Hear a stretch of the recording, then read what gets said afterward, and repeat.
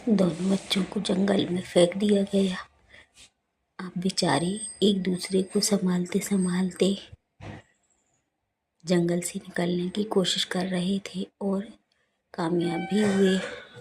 कुछ दूरी पर पहुंचने के बाद उन्हें एक बस्ती दिखाई दी, जहां पर एक बनिया से उनकी मुलाकात हुई और उस साहूकार से उन्होंने कहा कि हमें कोई काम दे दीजिए और रहने के लिए जगह, और अगर आप मुनासिब समझें तो थोड़ा सा खाना भी दे दीजिए हमें। 2 दिन से भूखे हैं हम लोग, कुछ हो तो मिल जाए। ये कहकर बड़े भाई ने साहूकार के आगे हाथ जोड़ दिए। साहूकार ने देखा कि ये तो कोई शाही घराने से ताल्लुकात रखने वाले लोग हैं, ये बच्चे ज़रूर कोई राजकुमार हैं या किसी राजघराने से आए हैं। यह सोचकर उसने कहा, ठीक है, मैं तुम्हें काम पर रख लेता हूँ। जाओ, तुम्हारे रहने का ये घर मैंने तुम्हें दिया, ये तुम्हारा ही है। जब तक रहना चाहो रह सकते हो और काम करवा देना जो मैं बताऊँ तुम्हें। अभी जाओ, मुँह हाथ धो लो और नाश्ता कर लो। यह कहकर साहूकार ने उन्हें एक कमरे में जाने का इशारा किया। साहूकार के कहने से वो लोग चले गए और बड़े भाई ने छोटे भाई से कहा, जा भाई, पहले तू मुँह हाथ धोआ, कुल्ली कर ले, नहाना है तो नहा ले, फिर मैं जाऊँगा। छोटा भाई गया और ब्रश करने के बाद उसे कुल्ली की तो कुल्ली में उसे एक कतरा दिखाई दिया। कुल्ली के बाद जब कुल्ली करके जब वो फ्री हुआ तो उसे कतरा दिखाई दिया खून का। अरे भाई, ये तो खून का कतरा है। ये कहते हुए चिल्लाते हुए वो भाई के पास आया। भाई भाई, यह खून का कतरा गिर गया मेरे मुंह से, देखिए जरा, मैं तो बीमार हो गया, पता नहीं मुझे क्या हो गया। यह कहते हुए बड़े भाई की तरफ उसने उस पत्थर को दिखाया। बड़े भाई ने देखकर कहा, अरे चलो अपन लोग यहाँ तक चलते हैं, साहूकार से पूछेंगे कि ये सब क्या माजरा है। यह बात सुनकर साहूकार कहने लगा, कोई बात नहीं, मैं किसी वैद्य हकीम को दिखाता हूँ, तुम फिक्र मत करो। लेकिन उसने सोचा कि यह सब तो मामूली बात नहीं है, ये ज़रूर कोई दिव्य शक्ति वाला लड़का है जिसके अंदर से हीरा निकल रहा है। समझ गया था कि ये लाल पत्थर मामूली पत्थर नहीं है, हीरा है।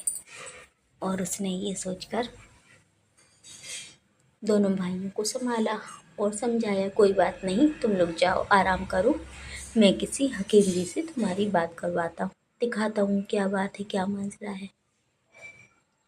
यह कहकर वो चला गया वहाँ से और अपनी दुकान में जाकर उसने अपने अच्छे आभूषण बनाना स्टार्ट कर दिए उसी लाल पत्थर की मदद से, और बहुत चर्चित हो गया। कुछ ही दिनों में बहुत ज़्यादा सबसे शहर में सबसे बड़ा व्यापारी ज्वेलर बन गया।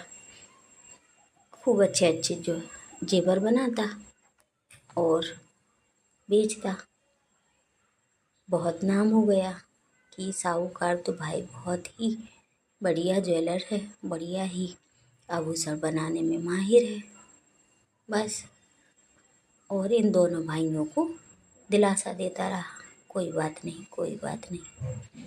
अब धीरे धीरे दोनों भाई बड़े हो गए, खूबसूरत नौजवान, बाकी छेल छबीले लगते थे। जो भी देखता था कहता था कि ये जरूर कोई राजकुमार है। और यह सुनकर दोनों भाई सब कुछ जाते थे, सब कुछ जाते थे। उन्हें लगता था कि कहीं इनको हमारा सही पता ना पड़ जाए, इसलिए दोनों भाई यहाँ वहाँ हो जाते थे। धीरे धीरे अब उसके रिश्ते आना शुरू हो गए, उनके लड़के के ज्वेलर्स के रिश्ते आते थे, तो वो इन दोनों भाइयों को पसंद कर लेते थे। दोनों भाइयों को पर शादी तो करनी नहीं थी अभी। अभी उन्हें अपने माँ बाप के पास भी जाना था, माँ बाप को भी ढूंढना था और उन्हें बहुत सारे काम करने थे। तो इस वजह से वो लोग मना कर देते थे।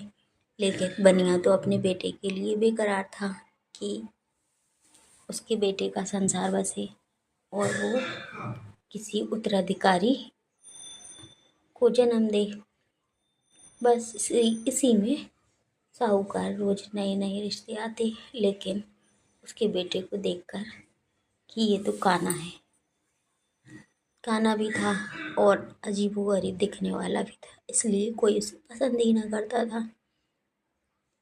लेकिन इन दोनों लड़कों के लिए हमेशा कहते थे कि भाई मैं उसके लिए तो तैयार नहीं हूँगा, ये तो आपके लड़के हैं, इनको भी बताओ, आप रिश्ता इनका भी लगाओ। इस पर साहू बहुत चिढ़ जाता था, साहूकार बहुत चिढ़ जाता था और कहता था आप लोग जाइए, मैं आपसे बाद में बात करूँगा, टाल देता था। ये धीरे धीरे और कुछ नहीं, बस अब इसी तरह कारवां चलता रहा, दिन गुजरते रहे। एक दिन बड़ा भाई वहाँ के राजा की मौत हो गई, उसमें बड़ा भाई शामिल हुआ और उनके साथ चला गया। उन सभी लोगों के साथ में चला गया। अब बड़े भाई को देखकर सबने कहा अरे वाह, ये तो किसी राजकुमार से कम नहीं है। अब उस गांव का जो राजा ख़त्म हो चुका था, उसका कोई उत्तराधिकारी ही नहीं था। अब राज सिंहासन खाली था। तो मंत्री और तमाम दरबारियों ने अपनी राय बनाई कि क्यों ना एक राजा घोषित किया जाए, राजा का चुनाव होना चाहिए जिससे कि वो राजगद्दी संभाल सके। बस फिर क्या था, फिर उनका कुछ परीक्षा ली गई तो उसमें बड़ा भाई पास हो गया, जिस वजह से उसको राजा बना लिया गया। अब राजा तो बन गया, लेकिन राजा ने कहा कि मैं पास हो गया, राजा बन गया। राजा तो बन गया था, लेकिन वो बड़ा ही परेशान था अपने छोटे भाई के लिए। और यहाँ पर छोटा भाई भी परेशान था अपने बड़े भाई के लिए। अब साहूकार को एक तरकीब सूझी, क्यों ना इसका फ़ायदा उठाया जाए। तो छोटे भाई को उसने बड़े ही बहला फुसला के लड़के वालों को दिखा दिया, तैयार करके बिठा दिया कि बेटा वो तो ऐसे देखने वाले आए हैं, तो फिक्र मत कर, बस ऐसे देख के चले जाएंगे, तेरा रिश्ता नहीं करेंगे। उन्होंने जिद की है कि तुझे देखना चाहते हैं, बस इसलिए बिठा दिया उसे। उसने भी बढ़िया अच्छे से बातचीत की, सब कुछ अच्छा ही हो गया। उसका रोका भी हो गया। अब रोका क्या, वो तो शादी तक पहुंच गई बात, शादी भी हो गई। छोटा भाई अपने भाई को ढूंढने जाने लगा, तो उसने कहा ठीक है चले जाना। साहूकार तो साहूकार, उसने कहा ठीक है चले जाना, जाओ, वहाँ पर मेरा कुछ सामान पड़ा है, उठा के ला दो मेरे पास। और छोटे भाई ने ऐसा ही किया। छोटे भाई को उसने 7 कमरों के अंदर पहुंचा दिया। अब बेचारा कैसे भागता वहाँ से, और उसको अपना कैदी बना लिया। जब छोटा भाई गया कमरे में तो उसको बंद कर दिया, उसने ताला लॉक कर दिया और चाबी खूंटी पे टांग दी। अब शादी की डेट भी फिक्स हो गई, शादी भी हो गई और एक नई नवेली दुल्हन घर आ गई। तो फिर से साहूकार ने वही किया, छोटे भाई को कैद कर दिया और अपने बेटे टूटी फूटी काना को उसको आगे कर दिया है रस्म में, जो उसके घर पर होने थी। तो अब नई नवेली दुल्हन अटपटा लग रहा उसको, और वो सोच रही कि ये सब क्या हो रहा है, मन ही मन सोच रही थी सिर्फ, और सीधी कुछ नहीं क्या बोल रही, क्योंकि वो समझदार भी थी, अक्लमंद भी थी। और अक्लमंद इंसान तो हर सिचुएशन का अच्छे से बा कर लेता है। बस यही हुआ। उस लड़की ने बड़ी ही अक्लमंदी से अपनी सासू माँ से पूछा, सासू माँ मेरे पति कहाँ है? यह सुनकर सासू माँ ने कहा, बेटा यही तो है जिससे तुम्हारी रस्में करवाई हैं। तो उन्होंने कहा, अच्छा ये है, पर ये तो कुछ बदले बदले लग रहे हैं। जैसा माँ और पापा जी ने कहा था वैसे तो नहीं है। मेरे भाई ने भी कहा था, उनका जो मतलब हुलिया बताया था वो तो नहीं लग रहा है। इस पर सास ने कहा, अरे कुछ नहीं, वो जरा शादी की वजह से थकावट हो गई है ना उसे, इसलिए बदला बदला लग रहा है, बाकी यही है बेटा तेरा शौहर। इस पर वह सुनकर किसी से कुछ नहीं बोली। उसने कहा, सासू माँ मेरे यहाँ पर एक रीत होती है और मेरी माँ ने भी मुझसे कहा है कि बेटा तू ये रीत जरूर करना। तो सासू माँ इस पर बोली, बेटा हाँ बोल, क्या करना है, मैं करवा दूंगी। आप मेरे लिए एक अच्छा तेल के पीपे और एक कढ़ाई और भट्टी, एक रस्सी और एक झाड़ू ला कर दे दीजिए। इस पर सासू माँ ने कहा, क्यों बेटा, ऐसा क्यों? तो कहने लगी, रीत है मेरे घर की कि सब कुछ अपने हाथ से बनाकर खिलाना पड़ता है अपने पति को, और हर चीज़ का ख्याल रखना पड़ता है। अगर पानी की ज़रूरत पड़ेगी तो मैं रस्से से भर लाऊंगी ना, आप फिक्र मत करना, मैं सब संभाल लूँगी माँ, आप बस ले आके दे दो हमें सामान। यह सब सुनकर साहूकार की पत्नी ने वही किया, सारा सामान रखवा दिया गया। बड़ी खुश थी कि चलो मान गई लड़की। उसको क्या पता था, बेवकूफ़ है, उसको क्या पता था कि उसका पति कोई और है, लेकिन उत्तराधिकारी तो वो मेरा पैदा करेगी। यह सोचकर वो बड़ी खुश हुई और उसने लड़की की सारी डिमांड पूरी कर दी, जो उसे चाहिए था वो मंगवा दिया। अब भाई काना मियाँ भी बड़े खुश थे, आकर बेड पर धड़ाम से गिर गए और उनकी गिरते ही उनकी आंख लग गई। आंख लगने के साथ ही उन्होंने बढ़िया सपनों में हिचकोले लेना शुरू कर दिया और यहाँ पर नई नवेली दुल्हन ने अपना काम शुरू कर दिया।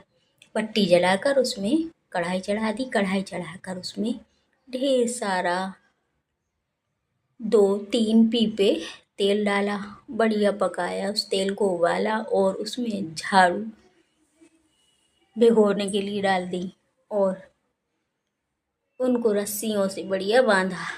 रस्सियों से बांधकर उनकी जो पिटाई दी, दे पटापट दे पटापट दे पटापट, इतनी पिटाई की उनकी, इतनी पिटाई दी कि बेचारे वहीं पर निकल गए। सेहत सैया उनकी मरण सैया बन गई। और फिर क्या था, हाहाकार होने लगी सब जगह कि अरे नई नबीली दुल्हन ने अपने दूल्हे को मार दिया। अब ये बात राजा के दरबार तक पहुंची। साहूकार और साहूकार की पत्नी दोनों राजा के दरबार में पहुंचे और राजा को सारी बात बताई और कहा कि बहू मेरे बेटे को खा गई, मेरे बेटे को मार दिया उसने, आप उसको सजा दो। मैं आपके पास बड़ी ही न्याय के और इंसाफ की तलब लेकर आई हूँ, आप न्याय करने वाले मेरी मदद कीजिए, मेरी मुझे इंसाफ दीजिए। गुहार लगाने लगे दोनों मियाँ बीवी। राजा ने उनका पक्ष सुना और फिर कहा दरबारियों से, जाओ उस दुल्हन को लेकर आओ, उसने ऐसा क्यों किया है, इसको सजा मिलेगी। यह कहकर दरबार उन्होंने बर्खास्त कर दिया। दरबारी दुल्हन को लेने घर गए इसके, तो उसने कहा ठीक है मैं चलने को तो तैयार हूँ, लेकिन इस दरवाजे से राजा के दरबार तक मुझे पर्दे लगे हुए चाहिए हैं। मैं बेपर्दा होकर नहीं जाऊंगी, मैं पर्दे के साथ जाऊंगी। सभी को बड़ा ताज्जुब हुआ कि है तो खूनी और ऊपर से इसको पर्दा चाहिए, बड़ी ही शर्म वाली हो रही है, अपने पति को तो मार दिया।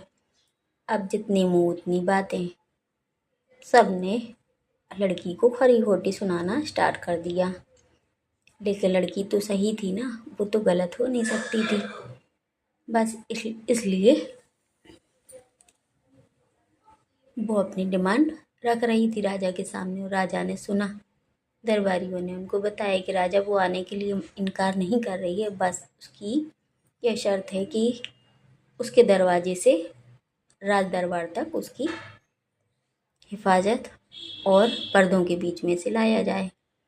यह सुनकर राजा ने कहा ठीक है, उसकी इच्छा पूरी करो, उसकी इच्छा पूरी कर दो, जाकर लेकर आओ, जैसा वो चाहती है उसको वैसे ही लेकर आओ।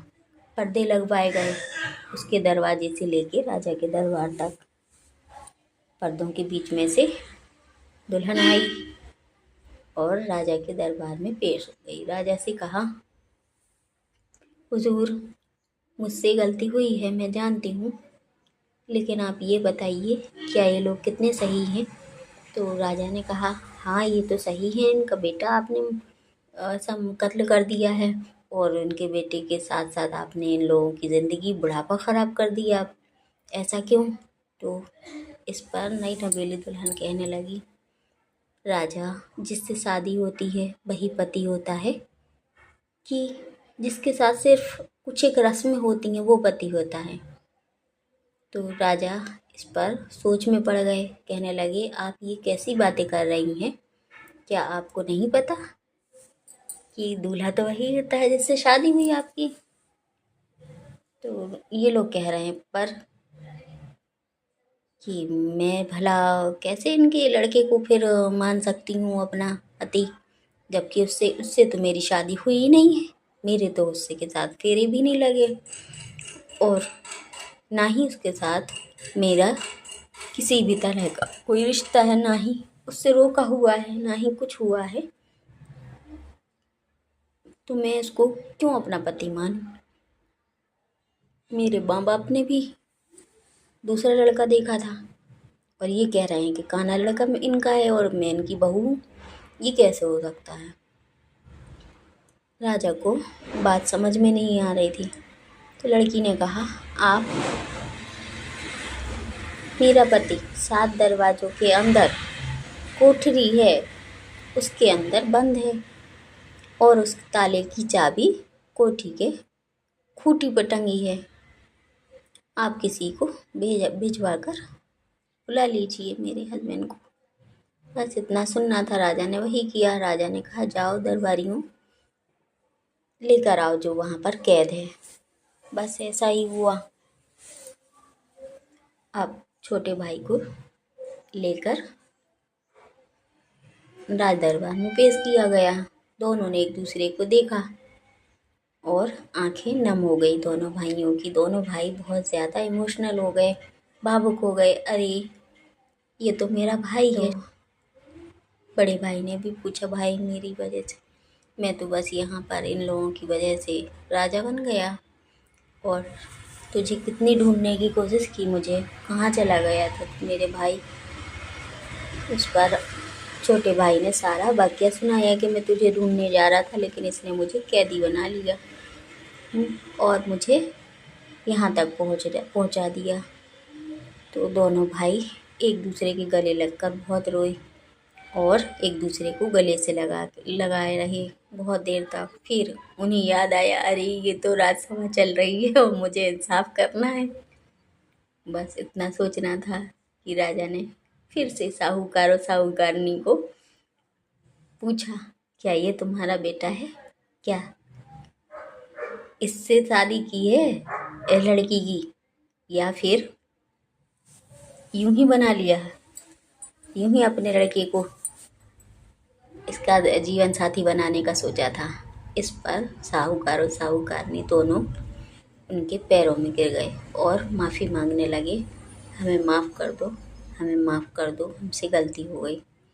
बस फिर राजा का इंसाफ तो राजा का इंसाफ था। उसने कहा, जाओ इन दोनों को, गुनहगारों को सज़ा दी जाएगी, इन दोनों को हाथी के पैरों के नीचे कुचलवा दो। बस इतना सुनकर दरबारी उनको उठाकर जेल में डाल दिया और हाथी के पैरों के नीचे कुचलवा दिया। दोनों भाई बड़े ही खुशी खुशी रहने लगे, राजपाट संभालने लगे और उनकी वाइफ पूर्वी। अब कुछ दिन बाद छोटे भाई ने भी देखा कि भाई के रिश्ते की बात चल रही है यहाँ वहाँ से लोग आकर कहते हैं राज सिंहासन अभी अधूरा है, महाराज आप शादी कर लीजिए। बस फिर छोटे भाई ने दूसरे देश की एक राजकुमारी को पसंद किया अपने भाई के लिए और उसकी शादी करवा दी, जिसका नाम था अन्नपूर्णा। अब अन्नपूर्णा और पूर्वी दोनों बहनों की तरह रहने लगी और दोनों भाई भी अच्छे से रहने लगे। सब कुछ अच्छा चल रहा था, बड़ी ही खुशी खुशहाली थी, सुकून था लाइफ में उनकी, बड़े ही खुश थे। एक दिन कहने लगे यार माँ बाप की कमी बहुत ज़्यादा खल रही है, क्यों ना अपने माँ बाप के पास चला जाए।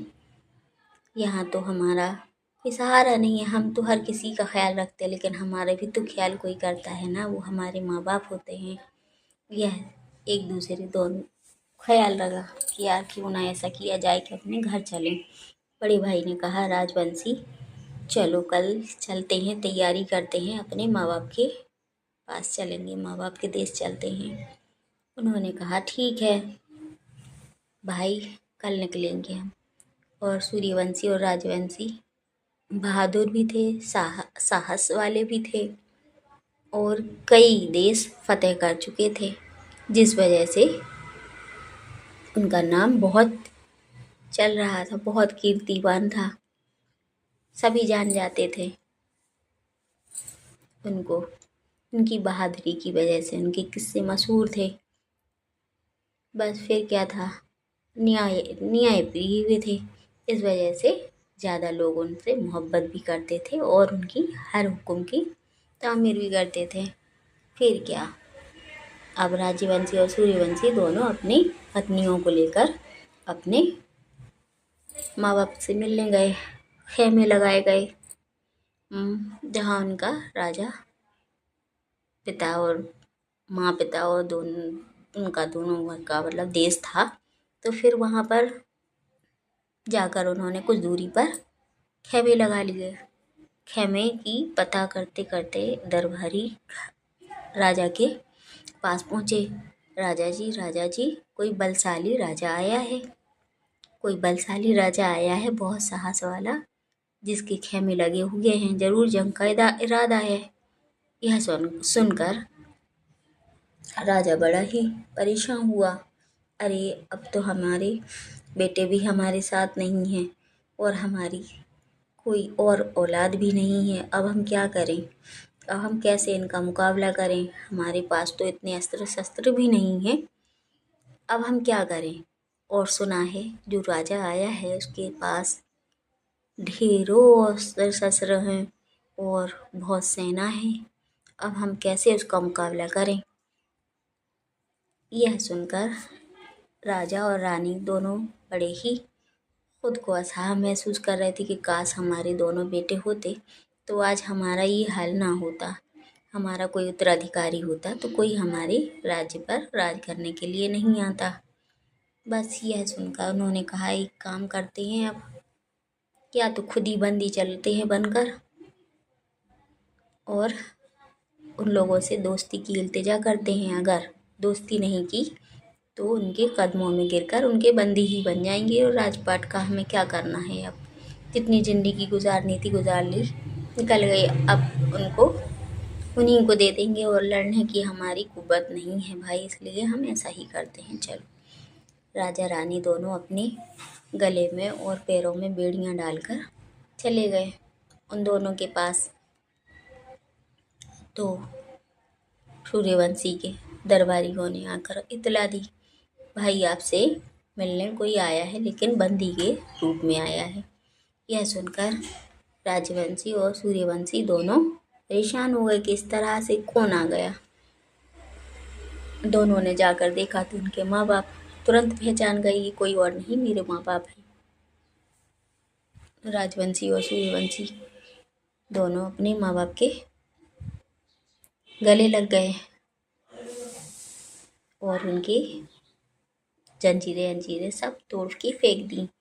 अरे पिताजी, अरे माँ, आप लोग ऐसे क्यों आ गए। यह सुनकर दोनों की आंखें नम हो गईं और कहा आप कौन हैं, हमें ऐसे कैसे बुला रहे हैं, हम तुम्हारे माँ बाप कैसे हुए बेटा। आप अगर आपकी जगह मेरे बेटे होते तो आज ऐसे ही होते। यह सुनकर दोनों मुस्कुरा दिए और कहा, हम आपके वही बेटे हैं जिनको आपने जंगल में फेंकवा दिया था। दोनों बड़े ही शर्मिंदा हुए और दोनों हाथ जोड़कर खड़े हो गए। बेटा हमें माफ़ कर दो, हमसे उस वक्त गलती हो गई थी, हमने गलत फैसला लिया था अपनी ज़िंदगी में, हमें माफ़ कर दो। यह सुनकर दोनों बेटों ने माँ बाप से माफ़ी की। फिर सभी ने एक दूसरे को गले लगाया और माँ ने भी अपने किए पर शर्मिंदगी जाहिर की और अपने बेटों से माफ़ी मांगी और कहा, बेटा मुझसे गलती हो गई, उस वक्त ना जाने मुझे कैसा घमंड और कैसा जुनून घर सवार हो गया था जो मैंने ऐसे मासूम से बच्चों को जंगल में फेंकने ऐसी बात सोची। बेटा मुझे माफ़ कर दो, मेरी वजह से तुम्हें ना जाने कितनी परेशानियों का सामना करना पड़ा होगा। यह सुनकर दोनों भाई एक दूसरे को देखकर मुस्कुरा दिए और उनसे गले लग गए और दोबारा कभी छोड़कर ना जाने की बात की और कहा, माँ तुम्हें तो हमारी माँ हो, हमने अपनी माँ को बचपन में खो दिया था, लेकिन जिस दिन से आप आई थी तो आप में भी अपनी माँ को ही देखा था मैंने, मेरी माँ आप में ही दिखाई देती थी।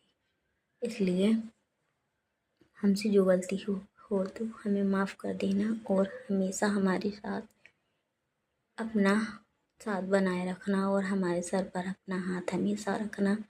माँ जो हमसे गलती हो गई तो माफ़ कर दो और अब चलो हम सब एक साथ रहेंगे। बस यही हुआ कहानी का एंड और सभी लोग खुशी के साथ रहने लगे, एक दूसरे के साथ मिलजुल कर हर काम को अंजाम देने लगे और राज को अच्छे से चलाने लगे।